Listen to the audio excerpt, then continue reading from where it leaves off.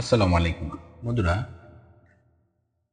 আমাদের আধুনিক সভ্যতা যে পাখির মাধ্যমে শিখেছি সেই পাখি সম্পর্কে আমরা কতটাই বা জানি, আর সেই পাখিকে নিয়ে আজকের এই ছোট্ট ভিডিওটি। বাবুই পাখি। বাবুই প্লাসিডিয়া গোত্রের অন্তর্গত একদল প্যারারাইন পাখি। খুব সুন্দর বাসা বনে বলে এরা তাঁতি পাখি হিসেবেও খুব পরিচিত মুখ। এদের বাসার গঠন বেশ জটিল আর আকৃতি খুব সুন্দর। কয়েক প্রজাতির বাবুই একাধিক কক্ষ বিশিষ্ট বাসা তৈরি করতে পারে। তুতির সাথে এরা ঘনিষ্ঠভাবে সম্পর্কিত। এরা মূলত বীজভোজী পাখি, সেজন্য তাদের ঠোঁটের আকৃতি বীজ বক্ষণের উপযোগী, চোঙাকার এবং ঘোড়ায় মোটা।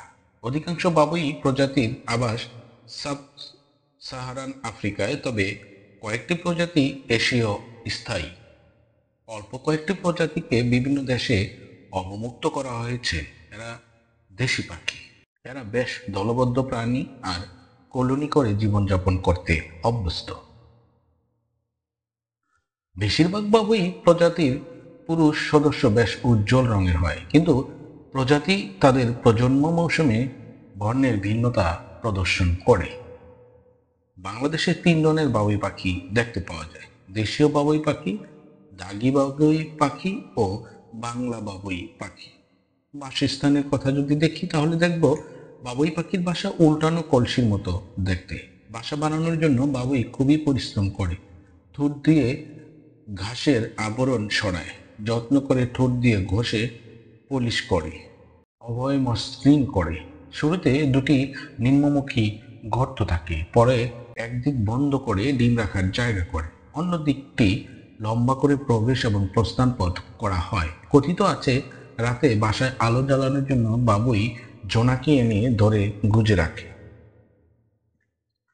বাবুইয়ের বাসা করার জন্য প্রয়োজন হয় নল, খাগড়া এবং হোগলার বন, কিন্তু দেশে নল এবং খোগরার বন কমে যাওয়ায় এই বাবুইয়ের সংখ্যা খুবই কম। তাছাড়া এই পাখি যেখানে সেখানে বাস করে নল এবং হোগলার বনে, সেখানে মানুষের চলাচল থাকে। এরা সাধারণত খুঁটে খুঁটে বিভিন্ন ধরনের বীজ, ধান, ভাত, পোকা, ঘাস, ছোট উদ্ভিদের পাতা, ফুলের মধু, রেণু ইত্যাদি খেয়ে জীবনযাপন করে। গ্রীষ্মকালে এদের প্রজনন ঋতু। তারা সাধারণত কাঁটা জাতীয় বৃক্ষে বাসা তৈরি করে এবং আহার সংগ্রহে সুবিধা হয় এমন কোনো স্থান নির্বাচন করে। বাংলাদেশের বাংলা ও দাগি বাবুইয়ের প্রজাতির বিলুপ্তির পথে, তবে দেশি বাবুই এখনো দেশের সব গ্রামের তাল, নারিকেল, খেজুর, রিং গাছে দল বেঁধে বাসা বনে। এরা সাধারণত মানুষের কাছাকাছি বসবাস করে, তাই দেখা যায় এদের বাসা মানুষের হাতের নাগালের মাত্র 5 অথবা 6 ফুট উপরে।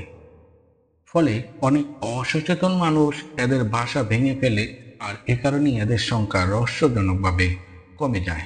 বন্ধুরা, এই পর্যন্তই।